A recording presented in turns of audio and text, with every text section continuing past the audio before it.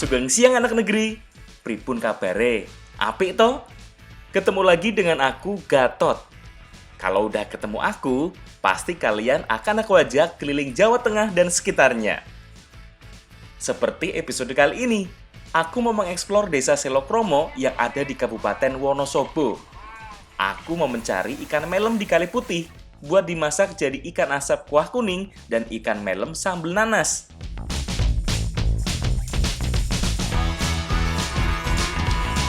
Aku juga mau mengikuti kemeriahan acara Merdikali sambil mengikuti panjat pinang dan mencoba kesenian rodat. Di acara ini ada juga rebutan gunungan yang seru banget loh. Oh iya, aku juga mau mengolah teri, salah satu makanan yang menyerupai opor dengan bahan dasar duren muda. Penasaran toh? Selengkapnya hanya di Jajanan Negeri.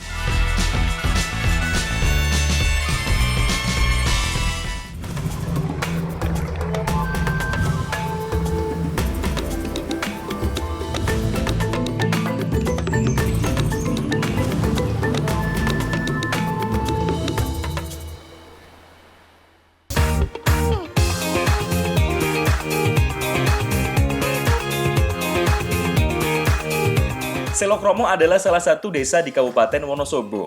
Seperti wilayah di Wonosobo pada umumnya, desa ini juga memiliki iklim sejuk dengan banyak bukit dan persawahan.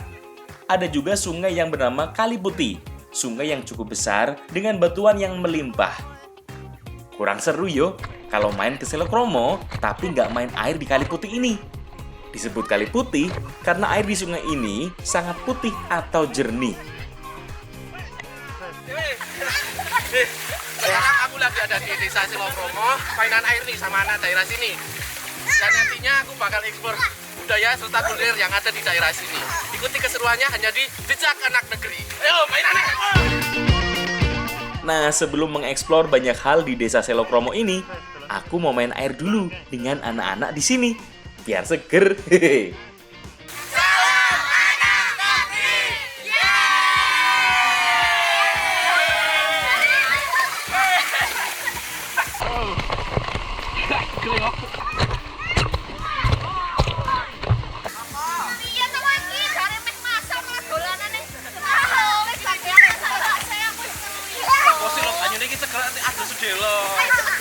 Memang sano tito? Wes, sik, aku tak masak sik ya. Ya.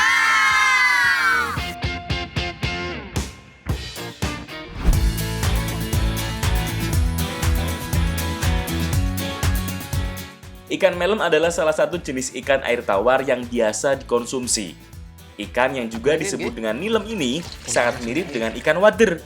Hanya saja memiliki tekstur yang lebih renyah dan duri yang lebih banyak. Kita lagi mau masak makanan yang spesial nih. Langkah pertama ikannya digoreng dulu. Tapi gorengnya minyaknya harus panas banget biar dagingnya nanti nggak lengket. Nah, ada tips tuh kalau mau goreng ikan basah seperti ini biar nggak lengket di wajannya. Caranya dengan menggoreng ikan saat minyaknya sudah benar-benar dalam kondisi panas. Terus jangan sering dibalik. Cukup disiram-siram seperti ini bagian atasnya. Untuk membuat makanan yang kita masak kali ini, bumbunya cukup sederhana. Ulek bawang merah, bawang putih, dan cabai. Ini bumbu dasar masakan Nusantara yo. Tambahan lainnya adalah nanas. Kupas nanas sampai bersih, hampir sama seperti saat mengupas nanas untuk dikonsumsi. Berikutnya potong nanas menjadi ukuran agak lebih kecil seperti ini. Tujuannya biar lebih mudah dicampur dengan bahan lainnya.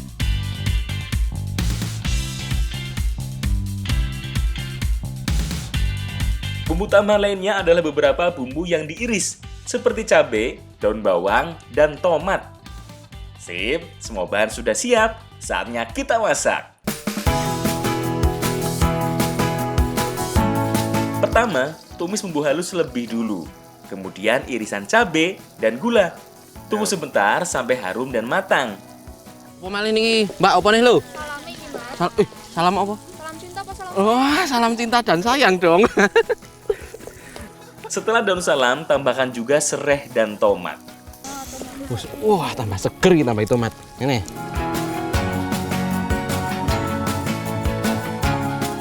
masukkan potongan buah nanasnya. Nah, ikan melem ini bakal dimasak sambal nanas, makanya ditambahin sama buah nanas biar memberikan rasa asam dan manis. Terakhir masukkan juga ikan melem yang sudah digoreng sebelumnya. Aduk sebentar sampai semua tercampur rata. Dan ikan melem sambal nanas siap dihidangkan.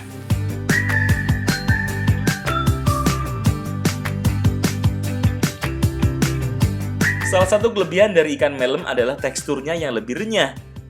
Apalagi kalau sudah digoreng kering sebelumnya. Duri-duri kecil yang tersebar jadi bukan masalah lagi yo. Tekstur dari ikan melemnya itu renyah dan gurih, apalagi ada tambahan dari sambal nanasnya. Ada asam, pedas, dan manis ya Mbak ya? Sudah jadi satu.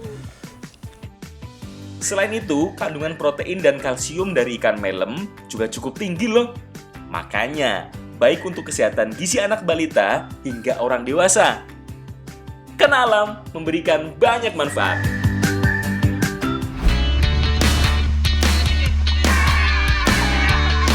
Ikan melem adalah ikan air tawar yang biasa ditemukan di sungai-sungai yang memiliki batuan cukup banyak.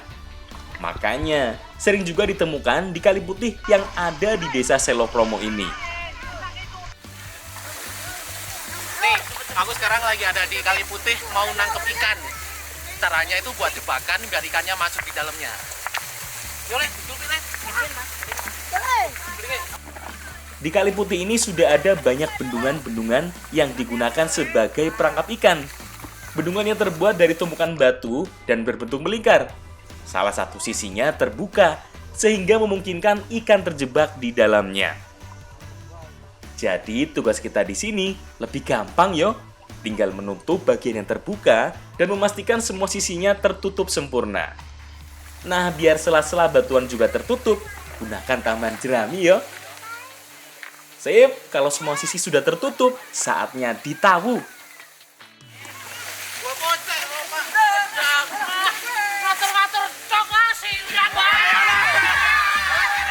Walah, Pak RT jangan cuma nyuruh-nyuruh dong. Jadi basah semua toh malah.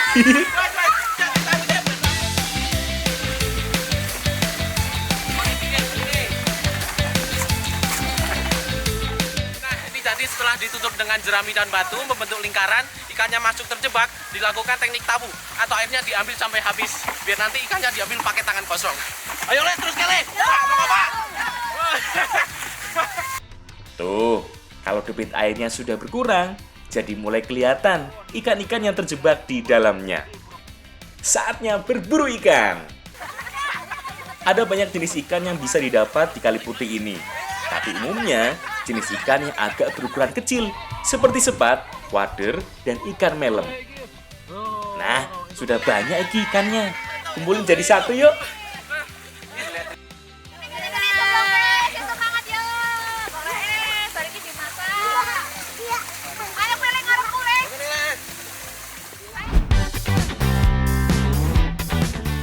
Masih di desa Selokromo, kita juga masih mau mengolah ikan melem.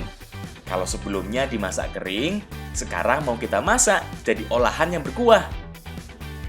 Ikan melem ini adalah sejenis ikan air tawar yang bisa dikonsumsi. Nah, kali ini kita bakal masak bikin ikan bumbu kuning. Bu, ini lebaran di nopo, Bu? Masak, Mas. Karena kita mau asapi lebih dulu ikan melemnya, tusuk dengan bilah bambu seperti ini, agar lebih mudah megangnya ya. Asapi ikan melem sampai matang dan warnanya berubah menjadi kecoklatan.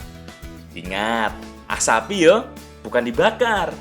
Makanya kita pakai serabut kelapa, biar lebih banyak menghasilkan asapnya. Asap panas yang mengenai ikan akan membuat ikan matang dan bisa bertahan lebih lama. Selain itu, aroma dan rasanya juga jadi lebih khas loh. Sambil menunggu ikan asapnya matang, Mbak Arin dan Ibu sedang mempersiapkan bumbu-bumbunya. Ada bumbu halus yang terdiri dari bawang merah, bawang putih, cabai, kemiri, dan kunyit. Tambahan lainnya adalah serai, salam, daun bawang, dan tomat. Nah, yang nggak boleh ketinggalan adalah santan. Makanya, parut kelapa yang sudah tua juga, biar santannya lebih kental dan gurih. Udah mateng iki ikan asapnya. Oh, lumayan, kekali-kali. Loh, kok malah mbok pangani to, Mas? Ya Allah, aku yang menjajal sithik iki lho. Pengen mau piye? Ngeleh. Oh, nyo, nak rasanya. Enak lho Isan. Oh, monggo Bu, ajeng mboten. Hehehe. Yo wis, semua bumbu dan bahan sudah siap toh. Sini, biar aku yang masakin. Tumis dulu bumbu halus plus semua bumbu lainnya sampai matang dan sampai harum.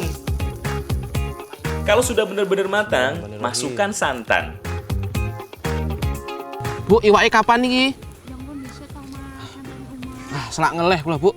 Sabar ya, Mas. Iya, sik. Ah, Nah, udah mendidih ki santannya. Berarti sekarang masukkan ikan asapnya ya, Bu.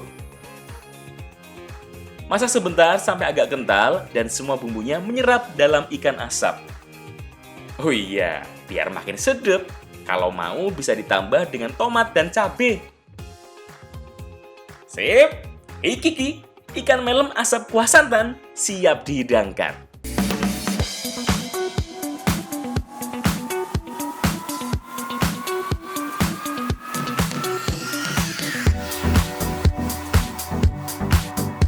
Pada dasarnya, olahan seperti ini kalau di pesisir Jawa disebut dengan mangut. Bedanya kalau di dataran tinggi seperti ini, rasanya tidak sepedas olahan mangut di Pantura. rasa dari ikan bumbu kuning itu ada pedas, manis, dan gurih ya Bu ya. Apalagi tadi masaknya diasap dulu. Jadi aromanya lebih khas. Mantep. Nambah Bu, aku aja. Zaman dulu, olahan ikan asap digunakan sebagai pengawet makanan secara alami. Karena partikel hasil pengasapan bisa membuat daging ikan bisa tahan terhadap bakteri lebih lama. Kalau sekarang, lebih sering dilakukan karena rasa dan aromanya jadi lebih khas. Ikan alam memberikan banyak manfaat.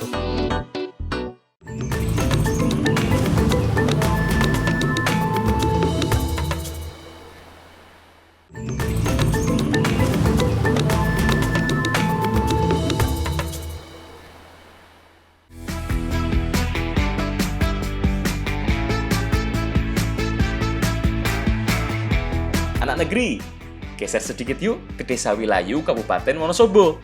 Aku dan Mbak Agis lagi cari Mas Sus. Katanya sih, dia lagi mau panen buah durian di salah satu pohon yang usianya sudah mencapai ratusan tahun. Nah, itu dia Mas Sus. Mas, badhe panen. Oh iya iya. Tak derek bantu panen Mas mboten. Tapi mangke kula paringi durene. Oh siap. Ya Kis ya. Coba sih. Oke. Coba. Gede banget emang bisa, Mas? Bisa nggak sasik ya salah menek. Oh, ini toh pohon duriannya. Aku coba naik ya Mas. Hati-hati loh, Mas, hati-hati. Ya. Pohon yang usianya sudah sangat tua ini, ukurannya sangat besar. Diameternya aja udah lebih dari 2 meter. Jadi wajar yo, kalau aku nggak bisa meneruskan perjuangannya. Wah, Mas. Dhuwur tenan wite Mas, aku medun wae ya. Wah, medun wae lah. Weh medune piye iki? Kis, awas we. Aduh, repot iki. Nggak bisa lanjut naik, tapi nggak bisa turun juga. Untung ada Mas Sus yo. Duh, matur nuwun Mas, udah bantuin aku turun. Oh, Mas wite gede tenan, aku ra iso menek, Mas. Aku tak ngrewangi nang ngisor wae. Tak tampani durene ya, Mas ya. Wis Mas, monggo Mas, munggah sik.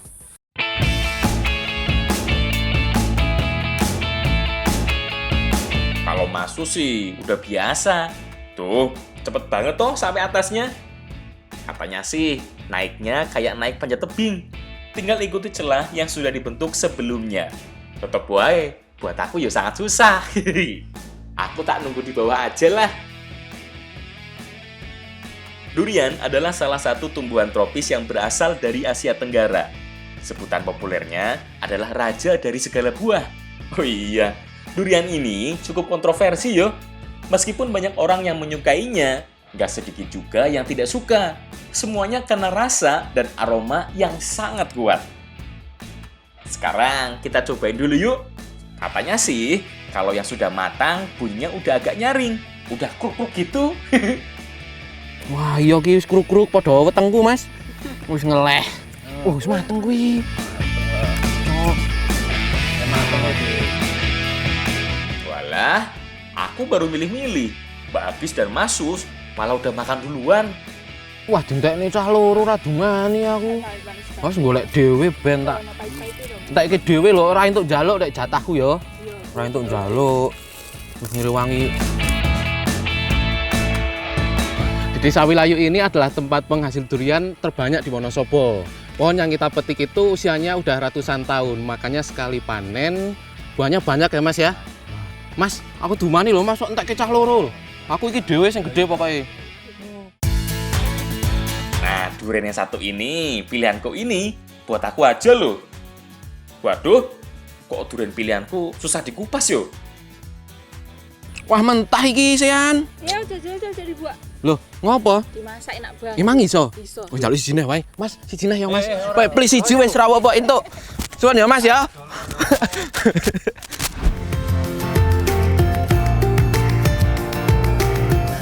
Balik lagi ke Desa Selokromo. Pada dimasak napa Katanya, niki? ibu di sini biasa mengolah durian muda menjadi masakan yang jos gandos. Untuk membuatnya, kita siapkan dulu bumbu-bumbunya. Ulek bawang merah, bawang putih, kemiri, ketumbar, lada, kunyit, dan jahe. Semuanya diulek dulu sampai halus. Bumbu tambahan lainnya adalah sereh dan salam. Oh iya, kok bumbunya sangat mirip dengan bumbu opor ya? Durian yang masih muda ini bakal kita bikin terik, salah satu makanan yang mirip opor ya Bu ya. Nah, tapi enak Bu emang pakai durian. Nah, penasaran nih rasanya kayak apa? Nah, untuk duriannya, kupas seperti biasa. Kupas seperti saat mau makan durian pada umumnya. Ambil bagian daging buahnya. Agak lebih susah yo, soalnya saat masih mentah seperti ini, kulitnya bener-bener keras. Durian yang digunakan adalah durian yang sudah cukup tua, tapi belum benar-benar masak. Jadi sudah sedikit ada rasa manisnya, tapi belum terlalu lembek teksturnya. Setelah dikupas, daging buahnya kemudian diiris lebih kecil agar lebih cepat matangnya nanti. Nah, semua bahan sudah siap, saatnya kita masak. Sebelum kita urus bumbu dan bahan utamanya, kita goreng dulu irisan bawang merah sampai benar-benar kering. Bawang goreng inilah yang akan digunakan sebagai taburan terakhir, sebagai penyedap alaminya. Setelah itu, tumis bumbu halus kuning dan tambahkan dengan sereh dan daun salam. Tunggu sebentar sampai semua bumbunya harum dan matang sempurna. Kalau sudah matang, masukkan irisan buah durian yang masih muda. Masukkan juga gula merah, aduk sebentar sampai mencair. Beri sedikit air yo, biar nggak gosong. Setelah itu masukkan juga santan kentalnya. Nah, jadi trik ini hampir sama seperti opor. Yang membedakan hanya dicampur sama kunyit, jadi warnanya lebih kuning. Kalau opor itu cenderung warnanya putih ya Mbak ya? Nah, kunyit ini juga akan menetralisir aroma kuat dari durian. Jadi, hasil akhirnya nanti aromanya lebih netral. Tunggu sebentar sampai agak kental dan semuanya matang sempurna. Nah, kalau sudah mau diangkat, baru deh beri taburan bawang goreng, kemudian aduk sampai merata. Makin kuat. Nah, iki yang bikin rasa terik duriannya lebih gurih. Sip, terik durian sudah matang dan siap kita hidangkan.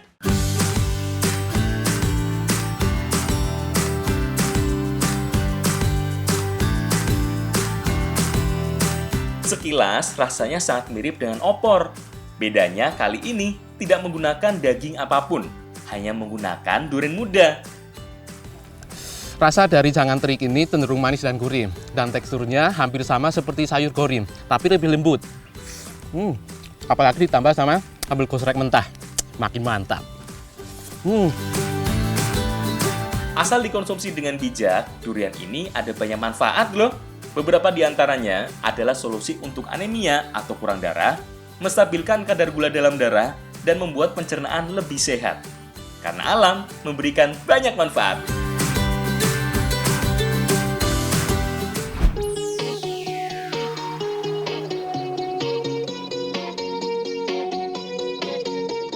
Hari ini di Desa Selokromo memang lagi rame-ramenya.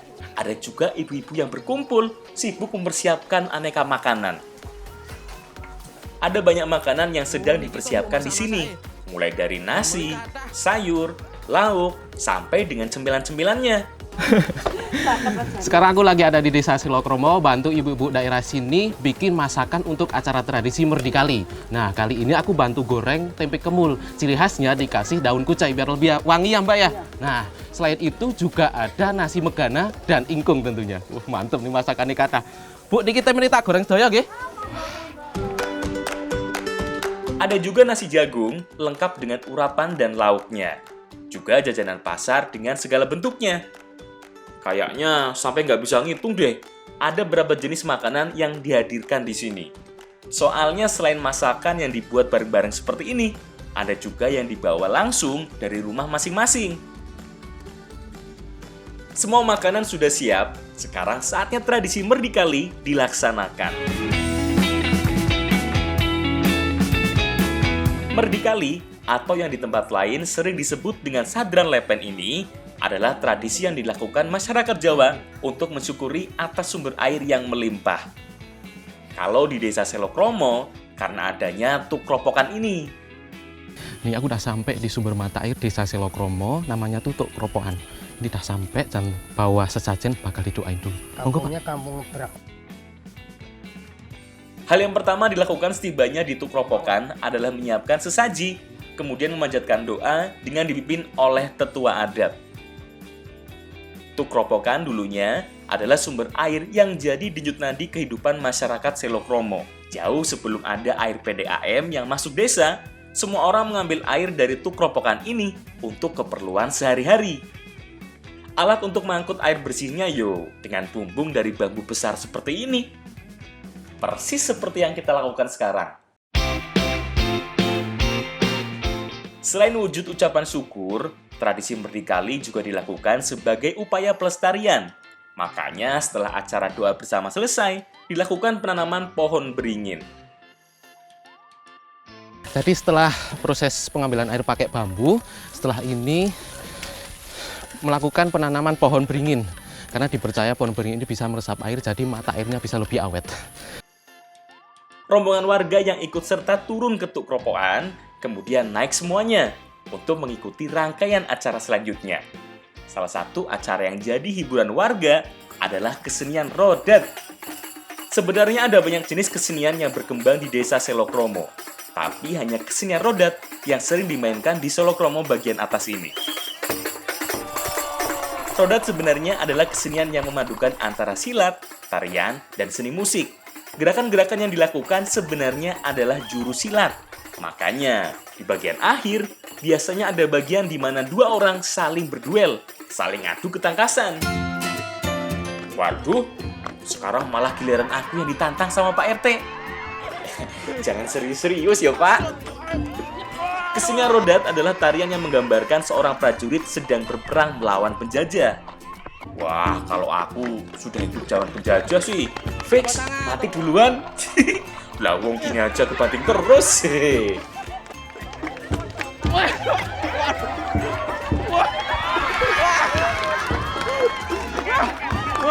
Ini kalau masyarakat daerah sini biasa melakukan latihan silat atau yang dinamakan rodat ini sebulan sekali. Jadi geraknya udah pada lihai-lihai. Aku sekali masuk, plak, banting. Habis capek mengeluarkan keringat, pas banget. Sekarang adalah saat dimana semua makanan dikeluarkan. Mulai dari pucu nasi megana, nasi jagung, ayam ingkung, dan semua jajanan yang sudah disiapkan, semuanya dihidangkan di tengah seperti ini. Udah siap makan ini, Pak? Jangan. Kenapa? Ini buat dulu ini. Potong dulu. Oh, Ini dipotong. kan buat itu yang bau rekso itu kali Oh, kropokan. buat sesaji tadi. Ya. Kali. Kepala sama kaki. Kepala sama kaki. Jumlah makanan yang dikumpulkan semakin banyak, karena masing-masing orang yang datang ikut membawa makanan apa saja yang ada di rumahnya untuk disantap bersama-sama. Doa dipanjatkan, kemudian barulah makanan bisa kita santap. Acara Merdikali ini biasa dilakukan pada bulan Suro yang bertujuan untuk mengucapkan rasa syukur karena sudah diberi sumber mata air ya, Pak ya. Pak, Bu, monggo didar mawon. Ya, Mik. Wah, karena saking banyaknya jenis makanan yang ada, aku sampai bingung mau makan yang mana. Mantap. Ini khas Wonosobo. Nah, makana dimam sama ingkung. Wah, mantap. Selesai menyantap makanan berat, aku mau coba jajanan. Nah, yang ini katanya namanya sengkulun. Wah, rasanya enak. Kenyal-kenyal gimana gitu. Aku jadi penasaran yuk, gimana cara membuatnya? Tarwis, sekarang aku mau ikut acara puncak dulu. Grebek gunungan. Ada gunungan yang disiapkan. Isinya adalah beragam hasil bumi, apa saja yang tumbuh di tanah Selok Romo ini.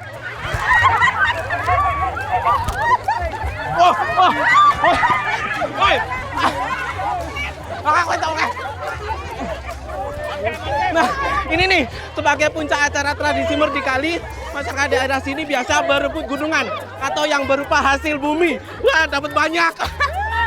Aduh, mani, Mbak. Grebek gunungan dilakukan dengan tujuan berebut berkah. Lumayan yo, berkahku banyak berarti.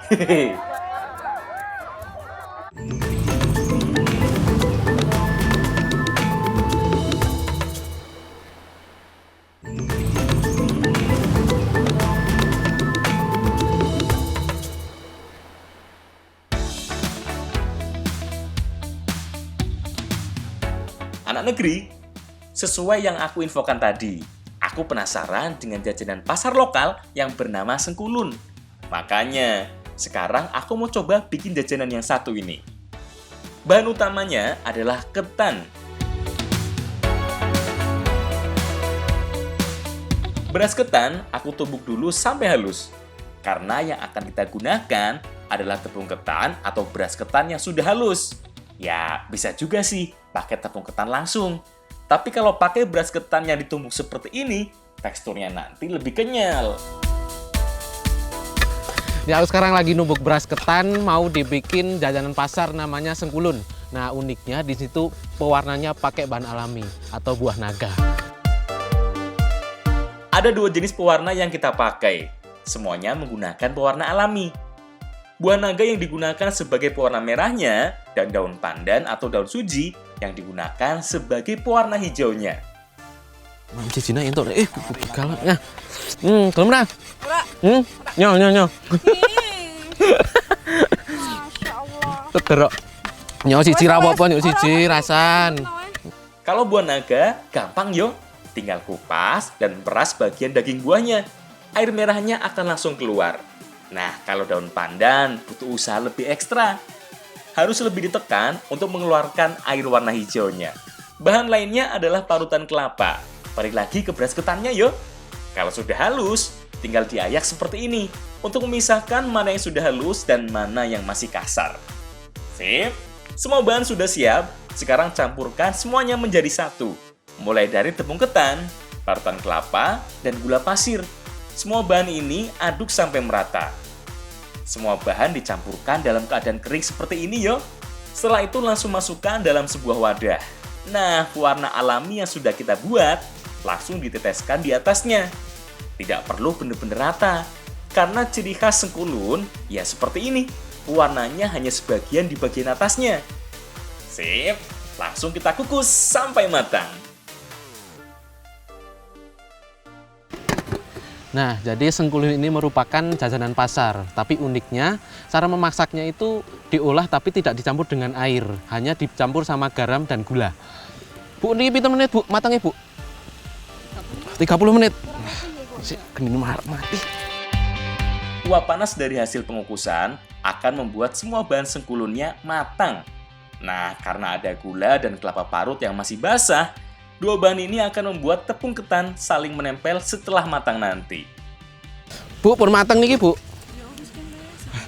Assalamualaikum, nggih.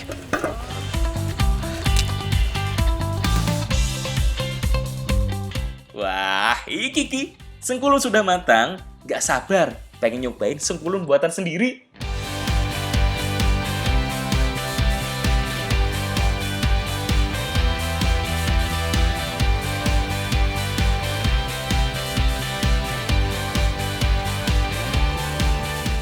Tekstur dari Sengkulun ini lembut, rasanya juga manis dan gurih. Apalagi tadi ada warna dari buah naga jadi cantik nih. dan warnanya juga warna hijau dari daun pandan. Aromanya mantep nggih, Mak nggih. Yuk. Dengan pewarna alami dari buah naga dan daun pandan seperti ini, selain tampilannya lebih menarik, aromanya juga jadi lebih enak yuk. Karena alam memberikan banyak manfaat.